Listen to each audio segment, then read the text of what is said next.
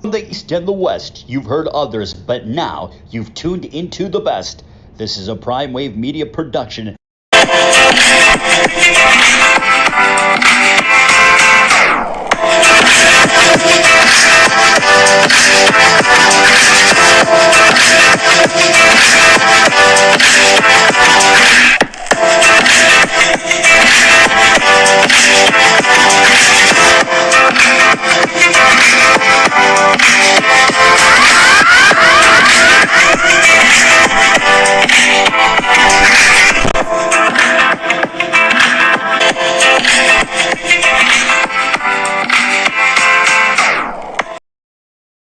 What's up, world? It's the one and only Pop DBICD, Primetime Capper. I'm feeling good. I'm feeling great.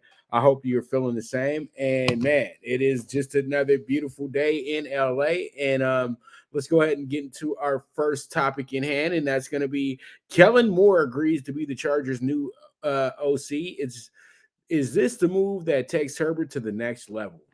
Is this the move that takes Herbert to the next level? Well, I would say yeah, quite possibly, or everybody's fired. It's just that simple. I think Staley was given the old ultimatum: "We'll keep you around for another year. We made the playoffs. There's no reason to getting rid of you. We missed the playoffs the year before. We're kind of right where we wanted to be. By year 3, we wanted to have you in the playoffs, and you were in the playoffs. We were able to add in a All-Pro, former Defensive Player of the Year for you, and Khalil Mack. He'll probably be around next year as well too. We understand that there was a lot of injuries and everything like that. So what we're going to do for you is we're going to let you pick yourself a good coordinator to take some pressure off of you as well too." And so they bring in Kellen Moore. Kellen Moore had a big light shined upon him because who was he the offensive coordinator for? The Dallas Cowboys. And who did he have as a boss? Jerry Jones and Mike McCarthy as well too. And these guys were just very I don't know. They were just very not good. That's the whole thing. And pretty much I think that Kellen Moore just was ready to move on. I know he loved working with Dak. I know he loved being a part of the Cowboys organization. He was actually signed by the Cowboys and was their second or third quarterback for some time with Tony Romo and those guys there. So he's been with the organization over a decade as well too. So, it's a bittersweet situation for him leaving Dallas. But at the end of the day, it was time because either it was become a head coach or move on to another team and get yourself a fresh start. Because I really felt like they ran their course this season because they didn't have enough weapons for Kellen Moore to really design a great offense this year for the Dallas Cowboys. But with what they had, he did a great job. And now he inherits a group that features Justin Herbert, one of the top 5 passers in the NFL. Also, you have one of the best multi talented players in Austin Eckler, who's great out the backfield, receiving the ball and running the ball as well too.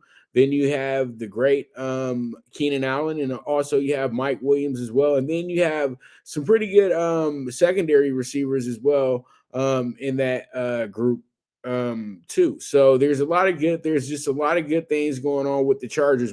Can they put it all together? That's the biggest question though at the end of the day. But I think Kellen Moore going to the Chargers is really more about him showing off that he can function without the Dallas Cowboys. He can function without Jerry Jones. He can function without, having this over this offense that has high expectations. Yeah, the Chargers have high expectations, but at the end of the day, they still are the Chargers as well too. They're pretty satisfied with what they have right now.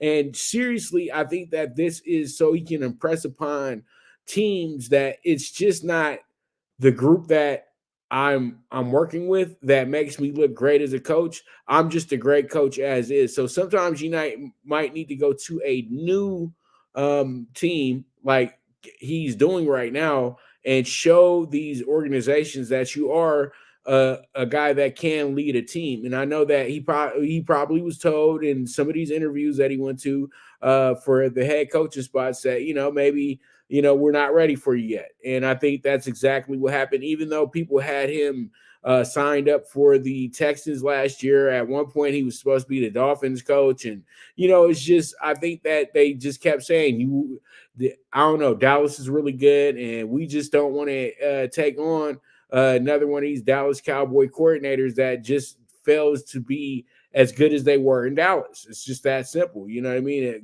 drives all the way back to Norv Turner. So it is what it is at the end of the day. But the Chargers have got themselves a guy committed to taking their offense to the next level. And from what pretty much everybody wants to say about the Chargers, there's no excuses. But you know what? It's the Chargers. So they swung a heavy swing, and hopefully it goes 500 feet, or it could just be a long pop fly. It is what it is at the end of the day. But there it is. Kellen Moore has joined the Los Angeles Chargers coaching staff as their offensive coordinator. And also in breaking news, we have two new head coaches.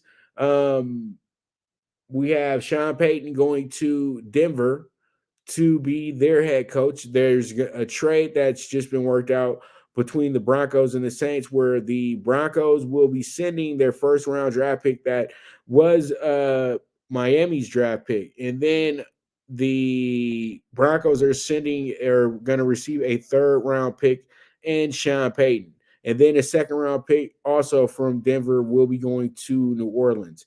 And then DeMeco Ryans, the defensive coordinator of the San Francisco 49ers, who recently was eliminated from the playoffs, finally went ahead and accepted one of these coach offers. He was absolutely in play for the Denver Broncos, but the Broncos missed out because he had already decided on going to the Texans. The Texans were the job that he wanted the most, and once he expressed interest, a great interest in the Texans rebutted back and said they had a great interest as well too. They were just waiting for the season to be over and for him to do all the stuff that he needed to do to leave San Francisco in the right way. So there it is. DeMeco Ryans, former middle linebacker for the Houston Texans, one of their all-time greats, is going to take over as their next head coach, and Sean Payton's going to take over the Denver Broncos, who will be on their third coach in the last 3 years as well too. So with that, we'll go ahead and move on to our next subject in hand, and that's going to be us going to the boxing world. And in the boxing world, we have ourselves a very, very great fighter here in Artur Beterbiev. Artur Beterbiev defends belts with 8-round stoppage against the very game Yarde. Now, Yarde was game, and actually Yarde was up on 2 out of the 3 cards as well too. This wasn't the at-home cards. This was the actual official scorecards of the fight that had Yarde up. Yarde did start fast. I didn't watch the fight, so I was able to watch a lot of replay of the fight, but I haven't watched the fight in full. So from what I saw and from what I heard, that there was Yarde did jump out and have himself a nice start to the fight. It seemed like he had won the first 3 rounds. I did look at both of the cards he was up on. They had him winning those rounds. They also had him winning the rounds well before he got knocked out as well too. But actually, he wasn't knocked out. His corner did stop the fight. I don't know if it was the best stoppage, but from what I saw, Beterbiev was hitting him with some really, really big shots. And usually when you get hit with big shots like that, it may cause some big damage, if the fight keeps continuing. And I think that's exactly why his trainer stopped the fight. I truly do think that he's a warrior, a gamer, and Yarde has about 5 more big money fights in his career. And he's the type of guy who's in a weight class where there's not a lot of top talent there. So he's going to be getting himself a lot of title shots. It's that simple. It would be great to see him fight in the U.S. because I know that his fighting style kind of calls for the U.S. as well too. But let me get back to Artur Beterbiev. sometimes we got to understand when we got some greatness in front of us. And Beterbiev is one of those guys that's greatness in front of us. He is set to probably have one of the biggest fights ever in the lightweight division with Bivol at some point in their careers within the next 18 months. Also, he's a guy that goes about his business in a very, very robotic way in a sense. So it's a little boring, but it's also just very, thorough and to the point. And he's somebody who, if you said if Drago was a real person, it would be this guy. But he's a little bit nicer than Drago. And the guy is really literally just a fighter that if he would have came around 10 years ago and was doing what he's doing, he would be on HBO, big box office star, would have had fights with B-Hop and Roy Jones Jr. and all these guys, and it would have been spectacular. But he's in an era now where the light heavyweight division is very scarce on talent. But the guys that are the top talent in this division, they're very good boxers. And Yarde's one of those guys. So Beterbiev was able to, I won't say rip him apart, but Beterbiev was able to break him down with some massive shots. And he showed his vet gamemanship, and he showed that it doesn't really matter that he has 18 fights. He's just a fighter. It's just that simple. And that's exactly what he did. So he did go get himself a great win, and he added a very significant moment onto his resume as well, too. So the more Beterbiev knocks guys out, and the more Bivol looks great in the ring, it will sell a very good fight. But we know that there's some obstacles ahead of these guys. I know that Bivol possibly has a date with his mandatory in his next fight, and we know that Bivol's mandatory is chomping at the bit to give him some grace as well too. And Bivol is in talks right now to fight Canelo at some point this year. And they're saying 168 from what I'm hearing, but I don't know. We'll see how it goes. We'll see how it shakes out. But that's boxing news for you today. And Beterbiev just impressed upon me, and he's moving up in my pound for pound. I think that a lot of us need to understand that we're dealing with something very special. And when it's all said and done, Artur Beterbiev will be a guy that will be remembered. And because there's a lot of guys that come around knocking everybody out, 18, 19-0, 20-0, and 20 knockouts, world champion, all that good stuff. They get popped one time, and people just are, who is this guy?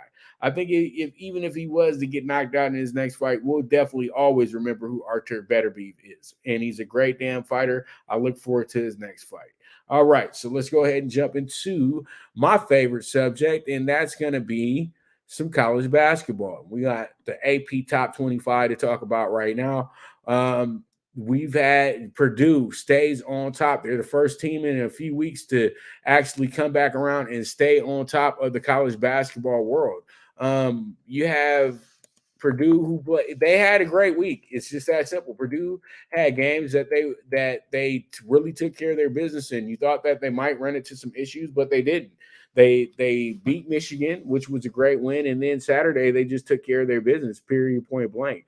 Now Tennessee moves up 2 spots to the number 2 hole, and even with Houston struggling against Cincinnati, they stay in number 3 because they did figure out a way to come back in that game.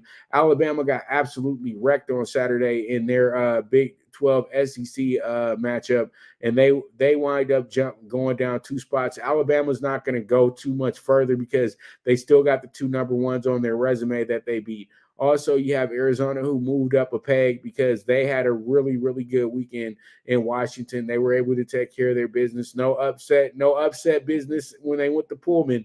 They wound up moving up a spot to number 5. West Virginia is now number 6 in the nation. They moved up a spot as well, too.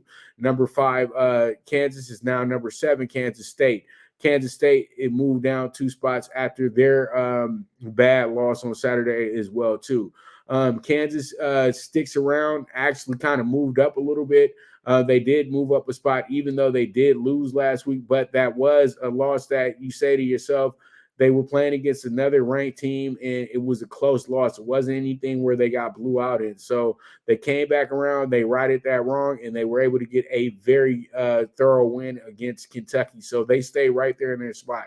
UCLA had one game last week. They wound up losing to USC in their worst outing of the season, losing by double digits as well too. But they only drop a spot because UCLA is a top 10 team, and we know that okay, at one point they won 3 in a row, then they lost 2 in a row, then they went on a nice little 14-game winning streak, lost 2 in a row. They'll probably not lose a game for the rest of the season. That's just how good UCLA is. They match it up with Washington at Poly on Friday, and we'll see how it goes, see how it checks out, but that's a big spot for them as well too.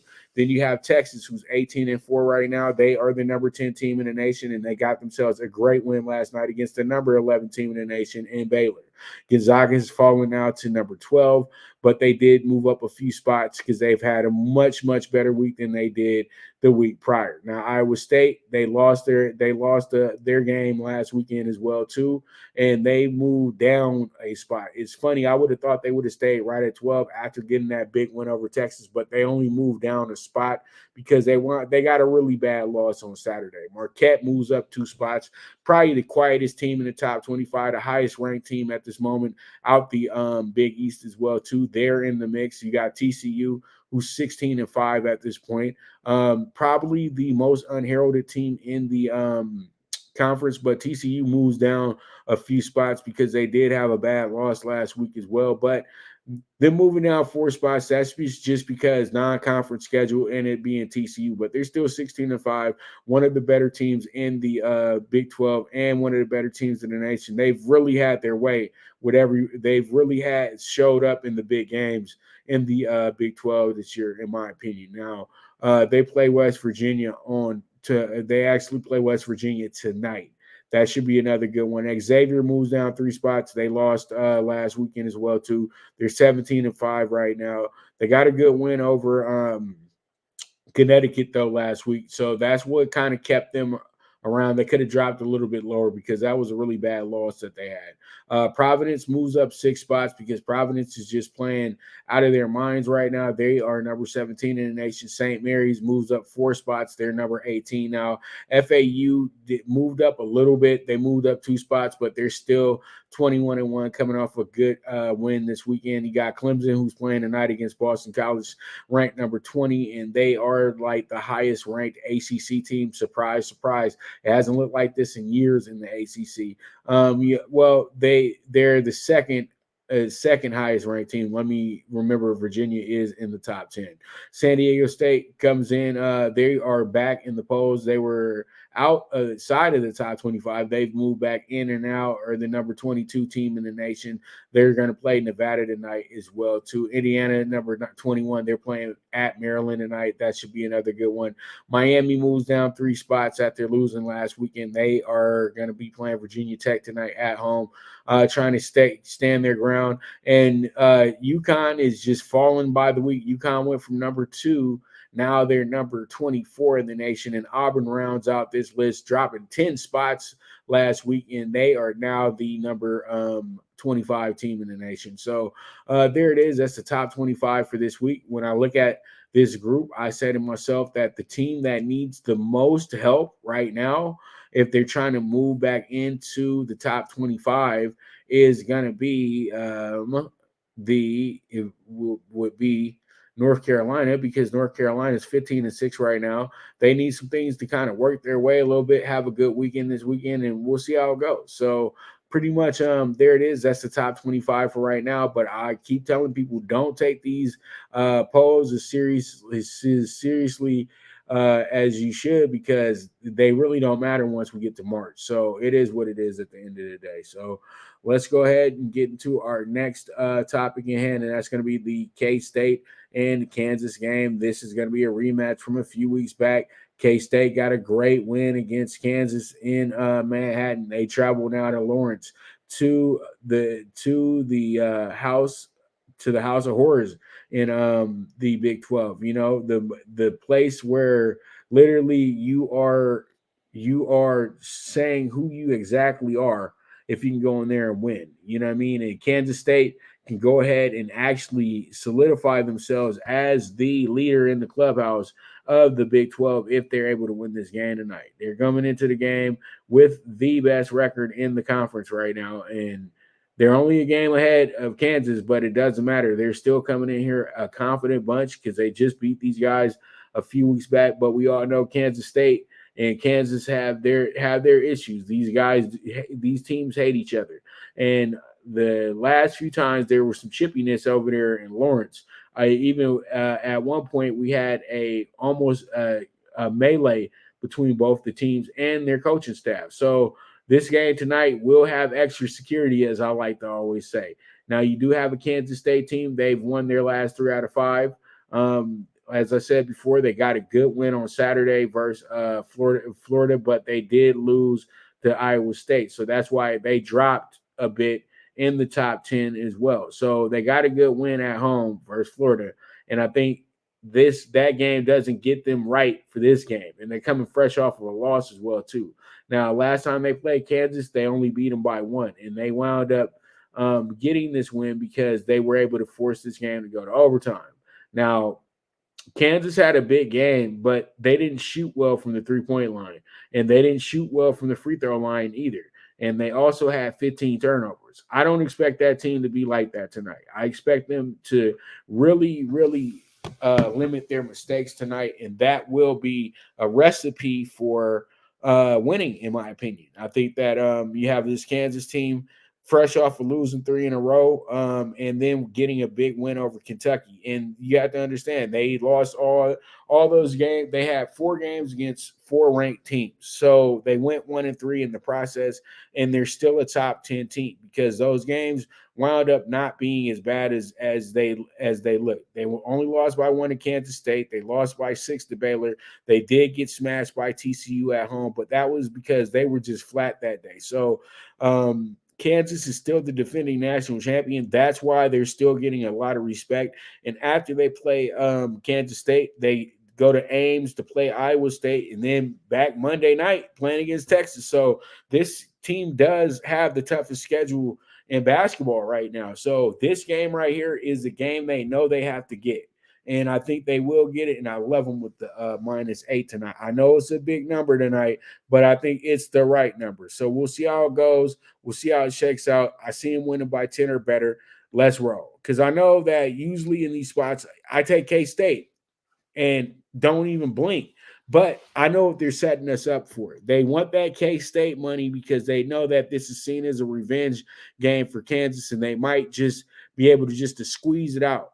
But I know how it works on Tuesday nights. When a team gets a spread like this and you know it's kind of an even matchup, what they are telling me is that the home team's about to blow them out. And that's how I truly feel. So it is what it is, and that's what it's going to be. So when I get back, we're going to go ahead and jump into our next subject in hand, and that's going to be the state of the Lakers and the NBA. So you guys stay tuned. This is the premier sports betting show, the PrimeTime Angles, live with the one and only Pop DiBiase, the PrimeTime Captain. Good News Only Racing Club, led by the legendary Doug O'Neill, the trainer of 2 Kentucky Derby winners, and I'll have another in Nyquist. Also trained 2-time Breeders' Cup champ Golden Sense, who are just a part of a long list of thoroughbred champions trained by Doug O'Neill. The Good News Only Racing Club has a young core of horses to look out for in Dennis's Celery, Irish Heatwave, and Notre Dame, just to name a few. Win the day every day with the Good News Only Racing Club, a proud sponsor of the NFL Bet Exchange. From the East and the West, you've heard others, but now you've tuned into the best. This is a Prime Wave Media production.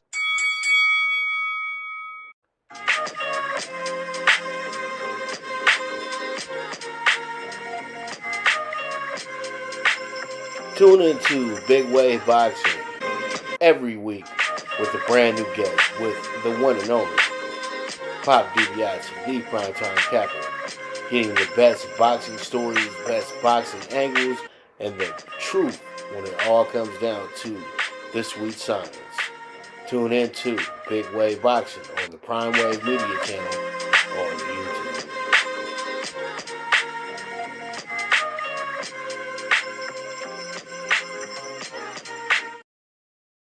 All right, we are back with the premier sports betting show, the PrimeTime Angles, live with the one and only Pop DiBiase, the PrimeTime Capper. So let's go ahead and get into the state of the Lakers, and the Lakers are playing against the New York Knickerbockers tonight. So the Knicks, you know how it goes with the Knicks. The Knicks coming in here looking like some world beaters a little bit. You know what I mean?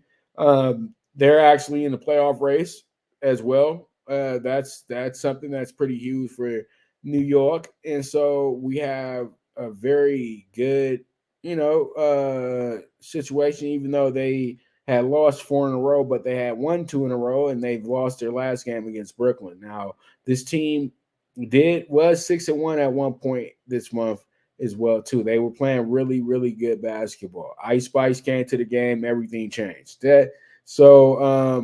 Right now they're 8-6 in the month of January. That's pretty good for a team that has had their woes, and they're actually number 4 and in a playoff position right now as well too. As I said prior, the Knicks are the 7th seed right now, and the Knicks, when you look at the stats, the Knicks are led by Julius Randle, former Laker. He's averaging 24.7. Then you got Brunson getting 22 and a half, and then RJ Barrett's getting his 20.3. So their big three is getting the bulk share of their points. Quickly and Grimes both double-digit scorers as well too. Obi Toppin is not playing to the potential that you thought he would, but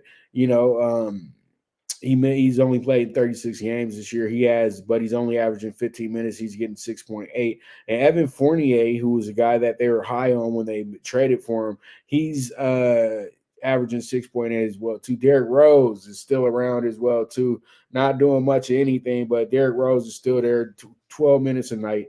And that's what they got going for him. Robinson, their center, Mitchell Robinson's out tonight. So that's kind of working in the Lakers' favor tonight as well too. The LeBron will be back for the Lakers tonight as well too. No word on AD yet, but I think he should be a go as well. The Lakers really needed that win last night. They messed around and were up 7 points at one point last night. That's what gets you frustrated as when you watch the Lakers, is that they are up in these games and they still find ways to lose them. The Lakers are 5th in scoring in the NBA and still find ways to lose games. And that's just pathetic, in my opinion. They're shooting the ball great. They're top 10 in that as well, too, and they just can't get over the hump. Now, LeBron is at 117 right now. He's trying to reduce that number down. The Lakers, man, when you look at it, they got 8 guys averaging double figures, and last night, Wayne and Gabriel went on a 10-0 run by itself. So it's not like the Lakers don't have guys who can score. That's the whole thing. And I think that literally once they get comfortable in what they truly want to do, they're gonna be good. They're gonna be legit. They're gonna be ready to roll. And I would say Hachimura is steadily improving. Last night he had 16 points against Brooklyn. He shot almost 50% from the field as well too. So this should be good coming into tonight. So hopefully he starts again, because I think that was the right move, having him start last night. Now he's acclimated with the team and everything, and I would love to see him, LeBron, and AD all on the floor at the same time starting in this game tonight. And it would be great to see Lonnie Walker and Schroeder in the guard positions, because I truly don't feel like Pat Beverly needs to be a starter. But I guess it helps everybody's motivation, or you just don't want to hear the guy's mouth on the bench to start the game off. And so I guess he has to be a starter. But I think that the Lakers unit right now, with possibly another trade, the Lakers should be in play. And tonight, this game is a must-win situation, in my opinion. The Lakers have to get a win. They've already lost the first 2 games on this road trip, 2 games that they should have won. Now they got to get back. They got those 2 bad tastes of losing in their mouth. Now it's time to get back to winning, and hopefully the Lakers can go ahead and just sweep out the rest of this series, finish this road trip on a winning note, 3-2, and get back to LA and keep on winning games so they can get themselves back into this playoff race. So it is what it is at the end of the day. That's the state of the Lakers for you. They play the Knicks tonight at 4:30. So I look forward to it. I hope you will be tuned in as well too, and we'll see how it goes. We'll see how it shakes out. We move forward from there. All right. So let's go ahead and get into our next topic in hand, and that's going to be what's going on in the NBA. And then what's going on in the NBA tonight, we got ourselves the Heat and the Cavs. This is a pretty good game. This game is just, it's hilarious to me. I wish the Cavs could have got good when LeBron was with the Miami Heat. That would have made for some better TV. It seems like every time the Lakers play the Cavs, it's just, the Lakers are playing the Cavs. Who cares? So from what I see, you have a Heat team that's looking to get themselves much, much higher up the food chain. This is the battle between the 5th seed and the 6th seed. Cleveland sitting in the 5th seed, Miami sitting in the 6th seed right now. Miami this month, they've done very well. They've won their last 3 out of 4, and for the month, they've actually went ahead and won. They've actually went ahead and won 9, and they've wound up losing 5. So they're 9-5 this month, and they were good. They got a good win. They've been much better on the road though. I mean, much better at home though.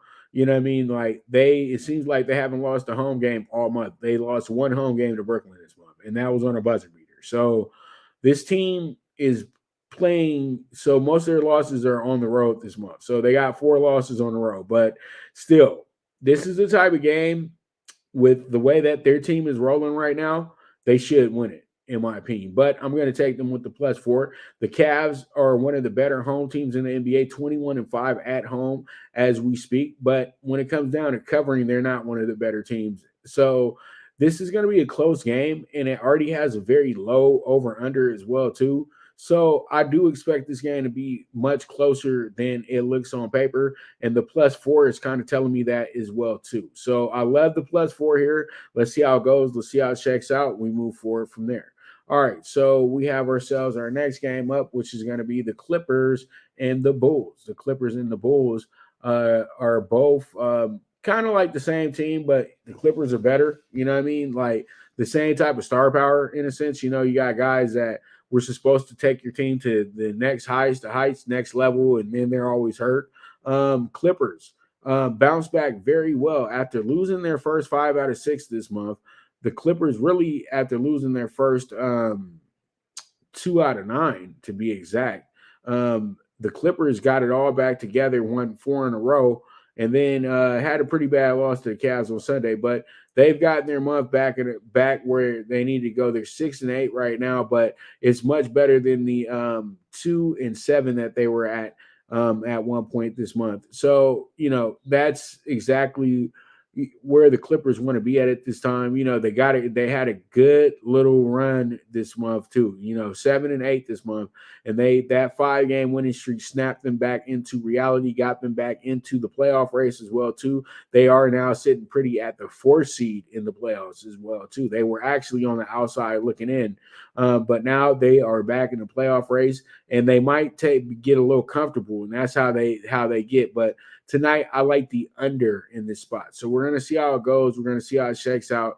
But I do like the under in this game tonight. So there it is. Clippers coming in 28-25. The Bulls 23-26. Bulls are a 2.5-point dog at home. And then we have the over-under 225.5. I like the under here in this spot. Let's see how it goes. Let's see how it shakes out. We move forward from there. All right, so we have ourselves the Hornets and the Bucks coming up next. The Hornets coming into this game struggling. The Bucks coming into this game dominating struggling teams. You know what I mean?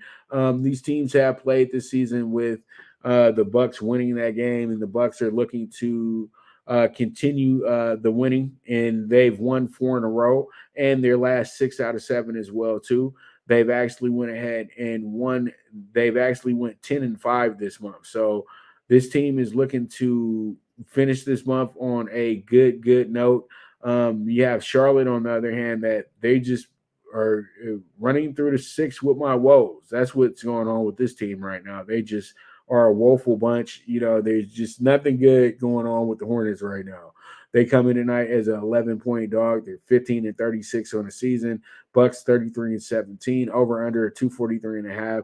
And I just already said it. They've won their last 2 in a row, and they actually have won their last 4 out of 6 after having after starting the month off 1-7. So they've gotten better, but they're still 5-9 for this month, and this is something that is really plaguing them badly, that they can't get it together. They did have 2 back-to-back games this month as well, too, against Toronto and Boston. So this team is just really kind of a victim of how their schedule works. Like, they really have them scheduled against some of the better teams month in and month out, like a lot. You know what I mean? Like, this whole month was against nothing but teams that are looking at the playoffs right now. Only team in this group that ain't looking at the playoffs like that is Houston. I'm looking at the rest of this group. Everybody else is in playoff contention. So, it's just bad luck for the old Charlotte Hornets. But I do like the Bucks tonight to take care of their business. They should win this one by 20 or better. I just think Charlotte is already, pretty much 1, 2, 3 Cancun this thing, and they're looking forward to whoever they draft for next year. So there it is. There it is. Let's move forward from there. Let's go ahead and jump into the game of the night, which is the Pelicans and the Nuggets. The Pelicans and the Nuggets is a tale of two teams. After they played, the Pelicans were actually like the number 1 seed when they played Denver last month at the end of the month. And Denver won the game. And Zion got hurt. Zion's been hurt for some time now, okay? Like, they played the game in September, and they beat the brakes off the Nuggets. They beat them 121-106. Then Zion got hurt, and they lost. Zion got hurt, and then they just started losing. Okay, so they've been really bad as of late. They've won 3 games this month, okay? And they've lost 11. So this team is really regressed. They've really went backwards. So, at one point the team was 23-14, and they were number 1 in the West. Now they're 26-25 and holding on for dear life. They're like literally not even in the playoffs anymore.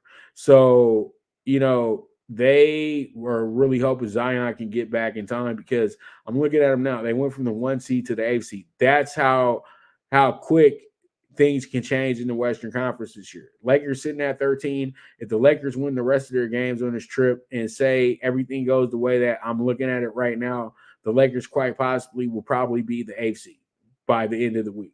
You know what I mean?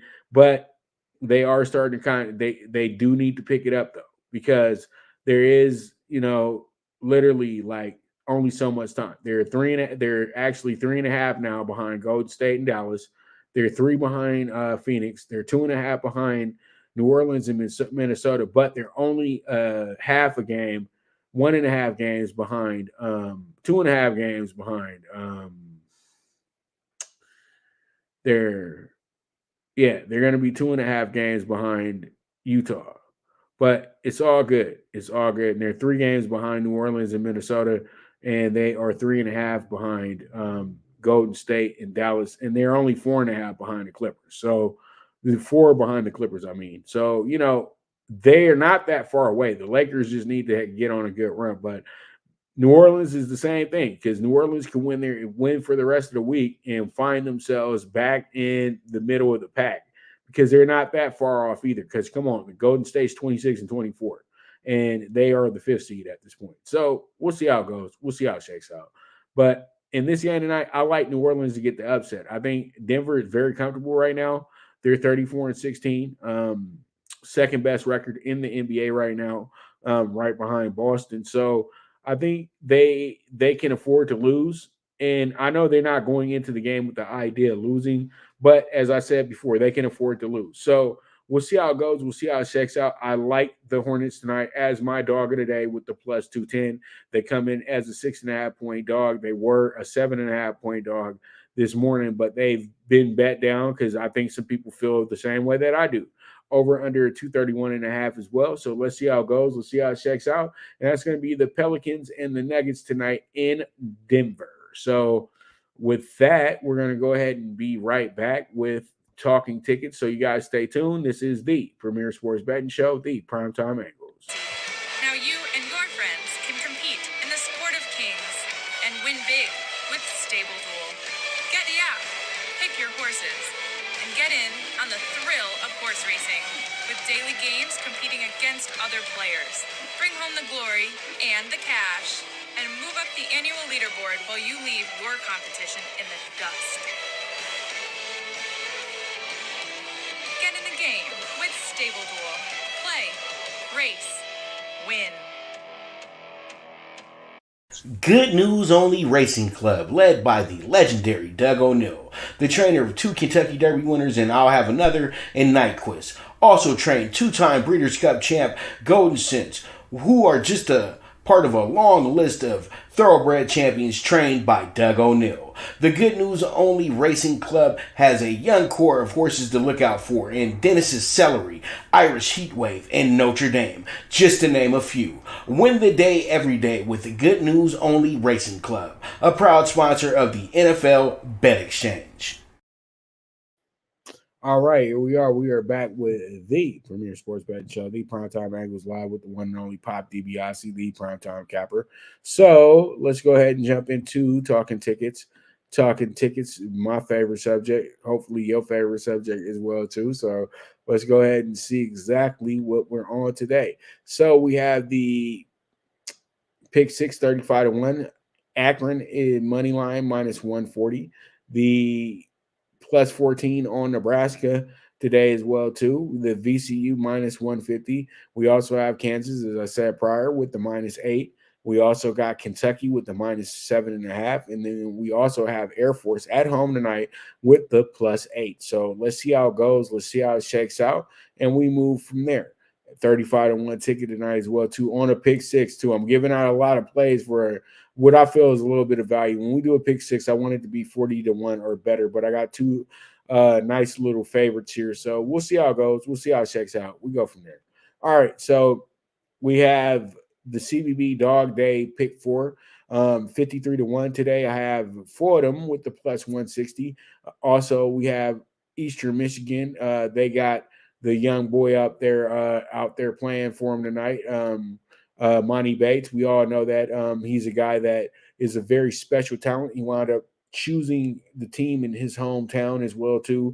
After everything didn't go the way that you expected it over at Memphis. So he's back on his redemption tour. I liked him tonight with the plus 275. I actually had got him at plus 290, but when I set up this parlay, they were at plus 275. So that means that there's action going in on these guys. You got Indiana plus 135 tonight as well too. And then we wrap it up with UNLV playing against Colorado State with the plus 135. This gives us a 53-1 ticket for a 4-team dog day pick 4.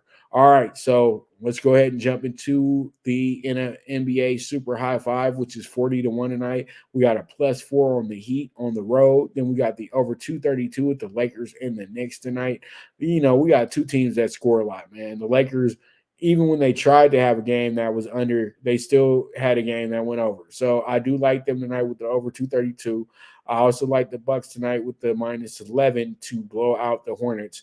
And then we have the under 226.5 with the Clippers and the Bulls tonight. And then we finish up with the Pelicans money line dog of the day plus 210 in the NBA. Let's see how it goes. Let's see how it shakes out. Single what you like, and that's talking tickets for all my bettors. So there it is. There it is. I want to thank you guys very much for tuning in today. You guys are the absolute best. And if you didn't get to watch the show live, no worries. Just make sure you do the same thing I always tell you guys to do. Retweet the show, share the show, do what you got to do. Make sure we get these numbers up. That's all I ask for, okay? The movement is moving. As I always say, bet with your head, not with your heart. This is the premier sports betting show, the Primetime Angles. And I'm your host, the one and only Pop DiBiase, the Primetime Capper, and I am gone.